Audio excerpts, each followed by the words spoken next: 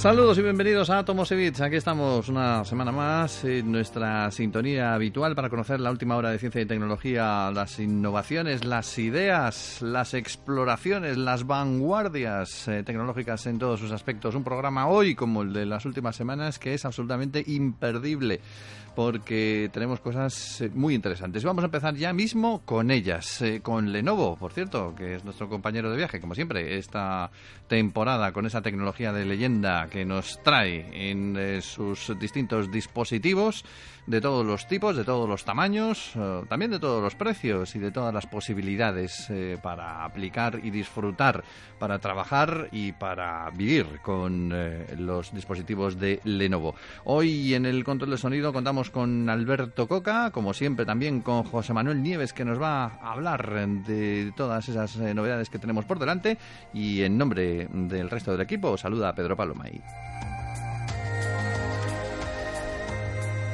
Vivimos en la Tierra, no vivimos en Saturno, ni en Urano, ni en ningún otro lado. José Manuel, saludos cordiales. ¿Por qué vivimos en la Tierra, pudiendo tener ahí otros planetillas disponibles? La pregunta no es por qué vivimos, la pregunta es por qué vivimos en la Tierra y no en Venus o en Marte, por ejemplo. Eso, ¿por qué? Pues tú fíjate, es que la cosa tiene su miga, porque son 3 planetas, sobre todo Venus, que es el que más se parece como masa, como densidad, como tamaño, como todo. Venus es un planeta prácticamente gemelo de la Tierra, pero fíjate qué diferente se ha vuelto, ¿no? Aquí en la Tierra es un paraíso para la vida, como bien podemos ver. Es un planeta azul con su atmósfera, con un montón de criaturas pululando, y Venus es un infierno, con unas temperaturas superficiales hasta 470 grados centígrados, o sea, un calorcito curioso. Para tostarse. Pero se formaron más o menos al mismo tiempo. Se formaron de la misma manera. ¿Por qué esta diferencia tan enorme? ¿Por qué en la Tierra ha evolucionado? La evolución geológica de la Tierra ha llevado a este planeta azul y lleno de vida, y esa misma evolución con las condiciones prácticamente parecidas en otros planetas no. O sea, ¿qué es lo que nos ha hecho tan afortunados? Bueno, pues esa pregunta es precisamente la que se plantearon un grupo de científicos hace unos meses, y resulta que han dado con una posible solución. Y es lo que se llama la erosión de impacto. ¿Qué es eso?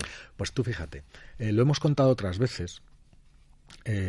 Cuando el sistema solar era muy joven, hace unos 4.000 millones de años, tú fíjate, el Sol se formó hace unos 5.000 millones de años, y del material sobrante de la formación del Sol se fue condensando en los distintos planetas según la densidad, porque eso formaba un anillo, un disco que se llama el disco protoplanetario, donde debido a la gravedad del Sol que acababa de nacer, los materiales más pesados estaban más cerca y los más livianos estaban más lejos. Y esa es la razón por la cual los primeros planetas por proximidad, que son Mercurio, luego Venus, luego la Tierra, que es el tercero, luego Marte, y después están los grandes gigantes gaseosos, que son pues Saturno, Júpiter, Urano, Neptuno.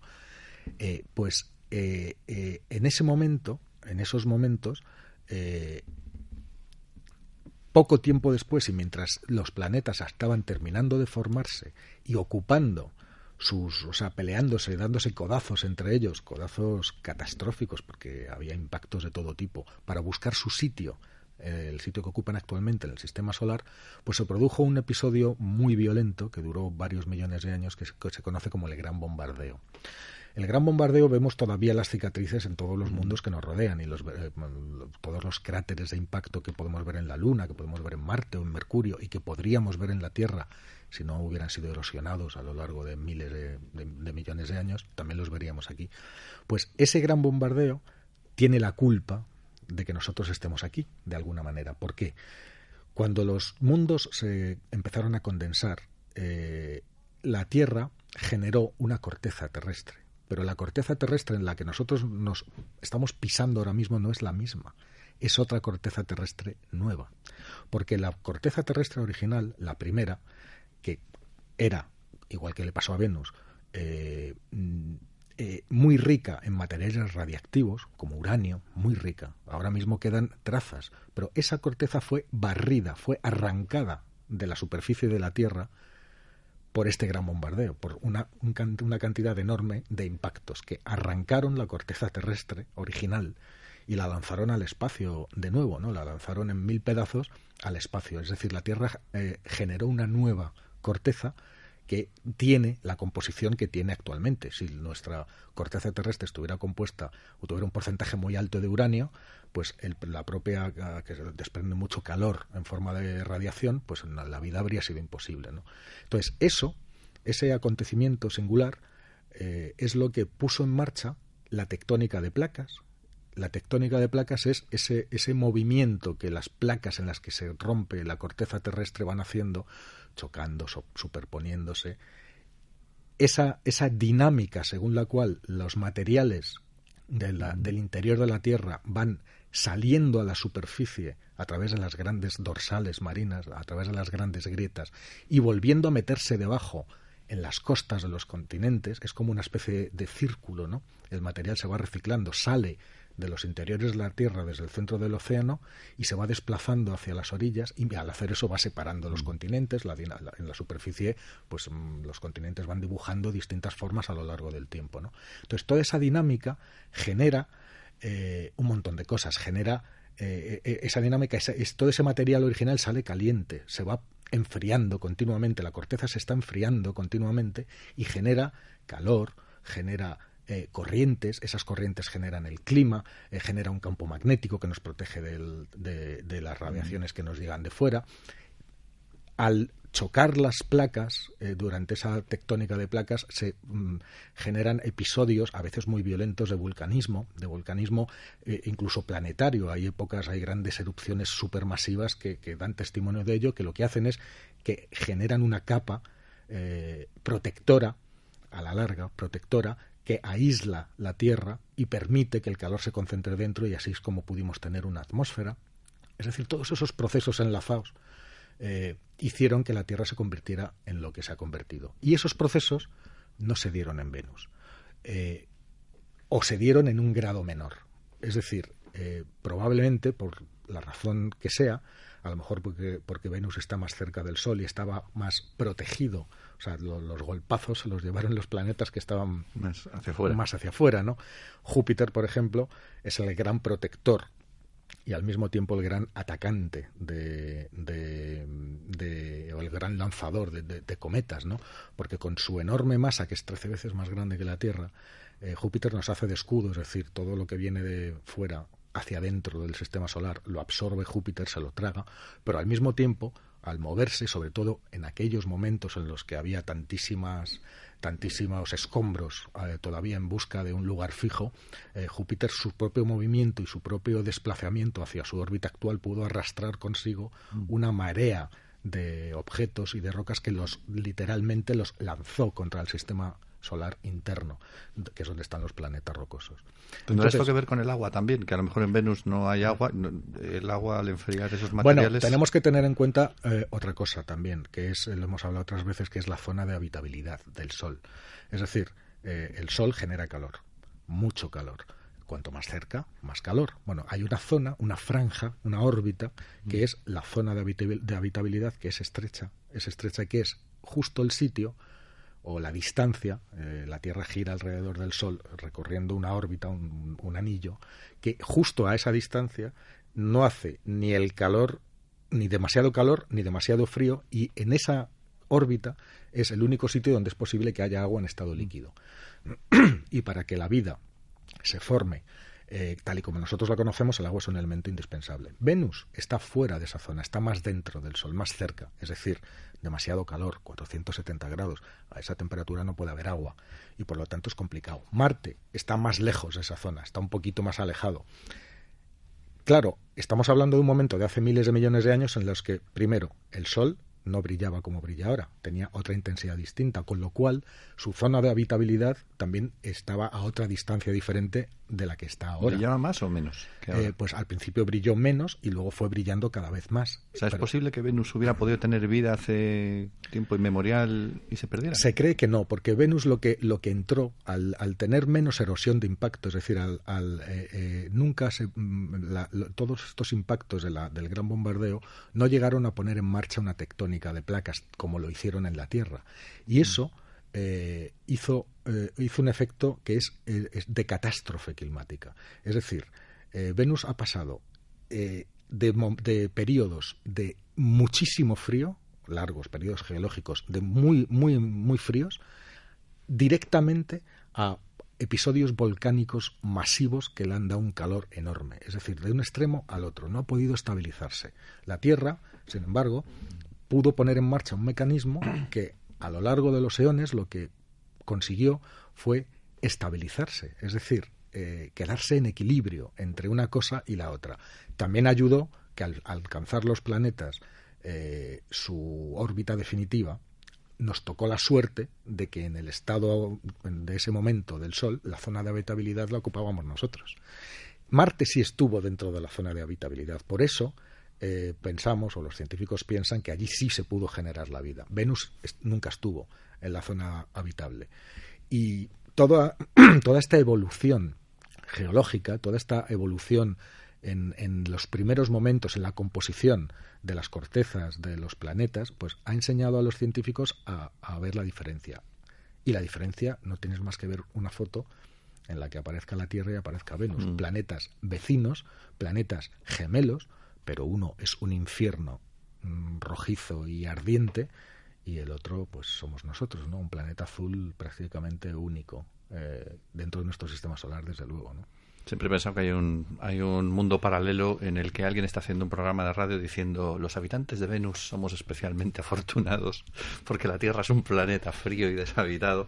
Pero bueno, hay también otras historias del sistema solar que son fascinantes, como esta otra que nos traes del planeta que pudo tragarse el Sol en un momento dado. Porque claro, esta está, de alguna manera está conectada también, sí, ¿no? Porque empezamos a saber muchas cosas de aquel periodo lejano en que el sistema solar se formó. Tú fíjate, en ese gran bombardeo, por ejemplo, fíjate si eran grandes las colisiones, que sabemos que un cuerpo del tamaño de Marte, es decir, casi tan grande como la Tierra, un poco más pequeño que la Tierra, chocó contra nosotros, chocó contra la Tierra hace pues unos cerca de 4.000 millones de años, y el resultado de ese impacto brutal es que nos tragamos a ese cuerpo, que se llamaba Theia, nos lo tragamos, y todos los escombros que salieron disparados acabaron formando la Luna. ¿La Tierra se tragó a ese planeta? Sí, lo lleva incrustado dentro. De hecho, ya han identificado, los científicos han identificado las partes que eran de la Tierra antes de la colisión y las partes que pertenecían a ese gran cuerpo, o sea, un cuerpo del tamaño de Marte, ¿eh? O sea, no estoy hablando de una piedra ni de una roca, estoy hablando de un cuerpo planetario. O sea, la Tierra ha vivido una colisión planetaria y ha sobrevivido a ella, ¿no? Pero otro gran misterio de esa época lejana es, sobre todo eso nos hemos dado cuenta ahora, recientemente, porque estudiando otros sistemas solares, otras estrellas con planetas alrededor, los científicos, ya se han encontrado, ya están confirmados más de 4.000 planetas extrasolares. Y es un número suficiente como para hacer estadística y dividir esos planetas en tipos, en familias. Uh-huh. Y hay una familia que es muy interesante, que es la de las supertierras. Se llaman supertierras porque son planetas bastante más grandes que la Tierra, entre 2, 3 y 10 veces más grandes que la Tierra, es decir, de un tamaño parecido a Neptuno, que es un gigante, ¿no? Pero rocosos. Uh-huh. O sea, son supertierras. Y muchas estrellas parecidas al Sol, resulta que a su alrededor tienen supertierras. ¿Y dónde las tienen? Pues donde la lógica te dice que tienen que estar muy cerca de la estrella, muy cerca del Sol, por el mismo motivo que te he dicho antes, de que ese disco protoplanetario tenía los materiales más pesados más cerca y los más ligeros más lejos, ¿no? Entonces es lógico pensar que un gran cuerpo rocoso, como en nuestro caso tenemos, repito, a Mercurio, a Venus, a la Tierra y a Marte, que son rocosos, uh-huh. Pero hay una cuestión, que es que entre Mercurio y el Sol no hay nada. Nada. Cuando digo nada, quiere decir que no hay rocas, ni siquiera asteroides, no hay nada, hay un vacío. Es verdad que Mercurio está bastante cerca del Sol, es el planeta más cercano del Sol, pero las supertierras que se han estudiado en otros sistemas planetarios nos enseñan en esos sistemas que si hubiera habido una supertierra en nuestro sistema, debería de haber estado allí. Y ese vacío que hay desde Mercurio hacia el Sol siempre ha sido un misterio. Entre Mercurio y el planeta siguiente, que es Venus, no hay vacío. Hay un montón de objetos, hay una mirada de objetos. Entre Venus y la Tierra ni te cuento. Entre la Tierra y Marte también. Después de Marte, entre Marte y Júpiter, pues están ni más ni menos que el cinturón de asteroides, que es casi un planeta que no se llegó a formar, y son los trocitos que juntos deberían de haber sido otro planeta más, que no llegaron a formarse. Pero entre Mercurio y el Sol, cerca, está vacío. Entonces, claro, se han dado cuenta de que probablemente en el pasado el sistema solar tenía más planetas, y que también nuestro Sol generó una supertierra, por lo menos una, lo mismo más de una. Y esa gran masa rocosa limpió, como si estuvieras barriendo, la órbita alrededor del Sol entre Mercurio y el propio Sol. Es decir, esa zona de vacío es porque ha sido barrida por un gran cuerpo que se tragó todo el material que había disponible en aquel entonces. ¿Y qué pasó con esa supertierra? Pues que evidentemente esa supertierra, al estar tan cerca del Sol, pues muchas de las supertierras que vemos actualmente terminarán igual, acabó siendo tragada por el Sol, es decir, acabó cayendo en el Sol atraída por su gravedad, y dejó ese vacío hasta ahora inexplicable, y que esta nueva idea, basada, como te he dicho, en la comparación con lo que está sucediendo en otros sistemas, pues hace no solamente plausible, sino que probablemente es lo que sucedió. O sea, que vivimos en un sistema, aunque lo veamos desde fuera, como en ojos de microbio que tenemos como terrestres, vivimos en un sistema solar que está en ebullición constante y está, lo que pasa es que a una velocidad que no entendemos. Bueno, a una velocidad que es la velocidad geológica, la velocidad planetaria. Sí. Ahora mismo estamos en un periodo largo de estabilidad, porque tenemos la suerte de que desde que empezó a formarse la vida, o sea, la vida empezó a formarse, no solo a formarse, sino a prosperar, porque la vida empezó en la Tierra, no nos olvidemos de eso, se empezó durante este periodo tan violento y tan convulso. Ahí, o sea, los rastros de vida más antiguos que tenemos tienen 3.800 millones de años de antigüedad. Y en esa época estábamos todavía en el gran bombardeo. Es decir, la Tierra no tenía nada que ver absolutamente con lo que es hoy en día.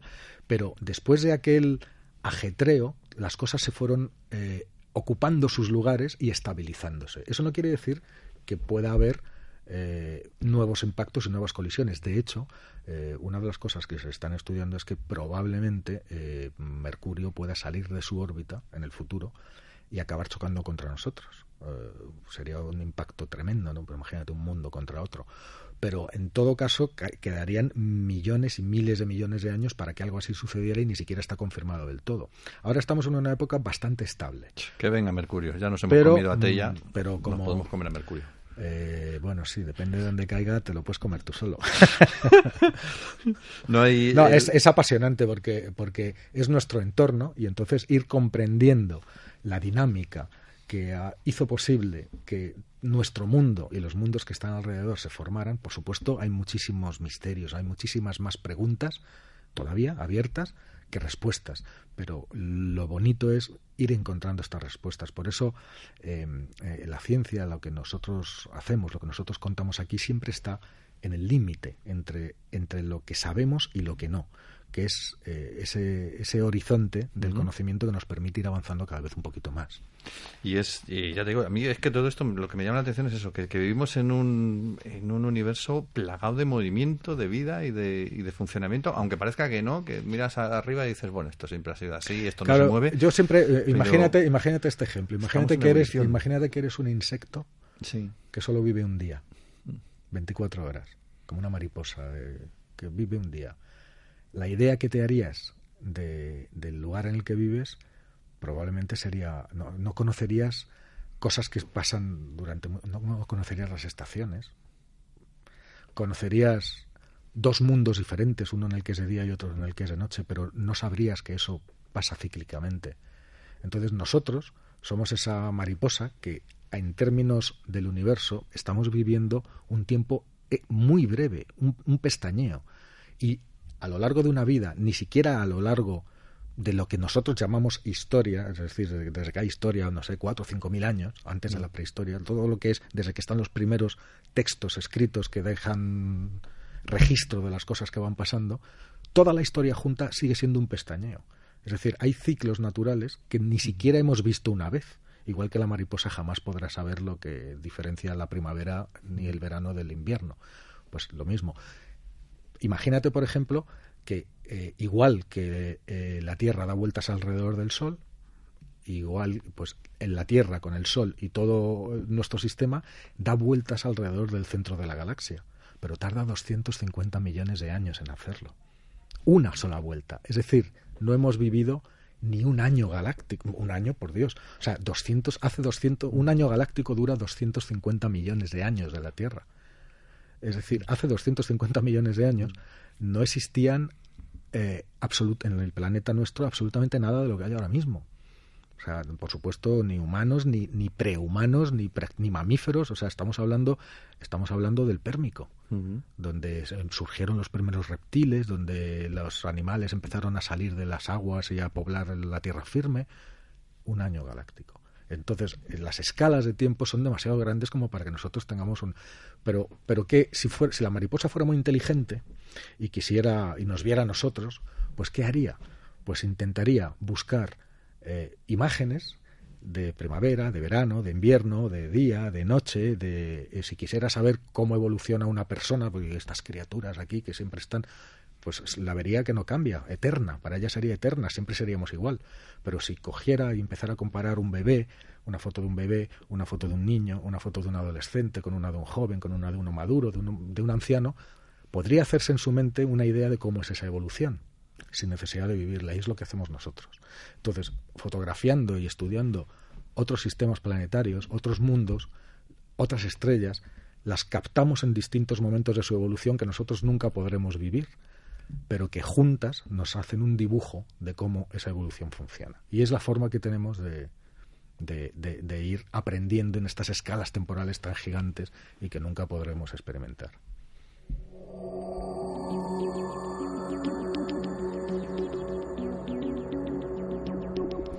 Ahora me estoy acordando de la historia esa, que no sé si soy un chino que soñaba que era una mariposa o soy una mariposa soñando que es un chino, pero nos has dejado ahí tan etéreos ahí arriba que tenemos que bajar a la pura realidad. Es muy bonito esto. Tenemos que bajar a la pura realidad y además tenemos que hacerlo deprisa y corriendo, porque hoy has traído un cacharrito especialmente divertido que ha causado una revolución aquí en el estudio y que vamos a ver si somos capaces de describirlo, porque visualmente es espectacular, pero a través de la radio a ver cómo lo contamos. Es muy fácil. Es el nuevo teléfono de LG, el LG G5, es decir, la quinta generación de su buque insignia G, y que es un teléfono muy, muy especial. En este mundo en el que las novedades de los teléfonos solamente se miden en que si la pantalla brilla más o menos, si es más grande, más pequeña, tiene más o menos memoria, más o menos procesador, pues LG le ha echado un par, o sea, ha tenido una valentía enorme y ha innovado en el hardware, es decir, en la propia máquina, en la estructura material.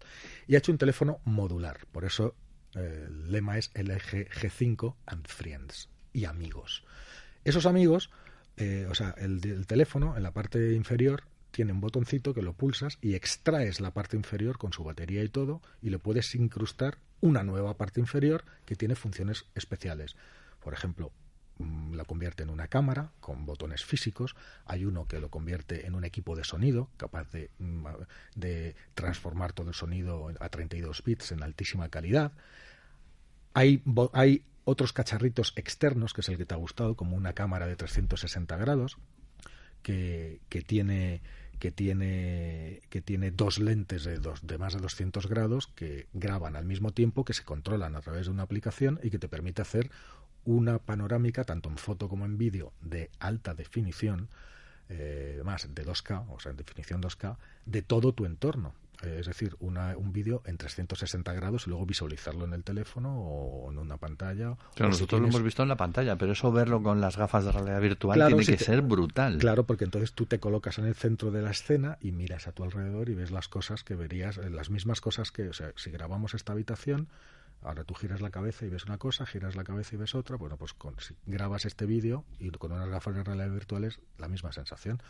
Y todo eso es lo que configura la nueva oferta de LG. Por supuesto, las características del teléfono en sí ¿para qué las vamos a contar? ¿No? Lleva 2 cámaras también.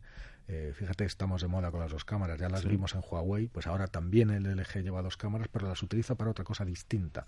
Huawei, recuerda, con su P9, tenía una cámara en color y otra en negro, certificadas por Leica. Y con unas fotos lo que hacían era, también. lo que hacían era captar 2 planos distintos, la de negro captaba el detalle y la de color captaba la escena, ¿no? Y juntas te permitían hacer una post-edición artística. LG lo utiliza de otra manera. Lo que tiene es una cámara, un gran angular de 135 grados y una cámara normal, ¿no? De 16 megapíxeles y otra que es de 8, la de gran angular. Combinadas te permiten hacer una foto en gran angular, una foto de amplio paisaje, hasta un 15%, 135 grados es un 15% más del campo de visión humana, y te lo permite hacer en una única imagen, ¿no? Aparte te permite hacer una serie de juegos con la cámara únicos, combinando la acción de estas dos cámaras. Y por supuesto, si le añades el free-end de la cámara de 360 grados, pues empiezas a jugar ya en la liga profesional y a hacer vídeos en 360 que se van a poner de moda, pero a la bella. Para los oyentes que tengan una cierta edad y una cierta cultura cinematográfica, yo cuando he visto esto, inmediatamente me he acordado de la película aquella de Proyecto Brainstorm, donde grababan ahí todas las experiencias para que luego la gente las viviera en su propio casco, porque es que es espectacular lo que hemos podido ver. José Manuel, que nos echan. Nos echan ya, bueno. Qué mala gente, de verdad. A ver cuándo me dais más tiempo. Estamos en ello. Vale. Estamos trabajando en ello. Bueno, pues aquí vamos a cerrar de momento nuestro Atomos y Bits hasta la semana que viene con la compañía de Lenovo, con esa tecnología especial, esos dispositivos, esas ofertas para el ocio, para el trabajo, para las tareas personales a través de Lenovo Tecnología de Leyenda. José Manuel Nieves, gracias por habernos acompañado. Vamos a terminar de arruinarnos con los cacharritos que nos has traído hoy. Gracias a vosotros, como siempre. Alberto Coca, vamos a pedir un aumento. A ver si... No, los reyes nos pidan un poco lejos, pero vamos a pedir un aumento. Hasta la semana que viene.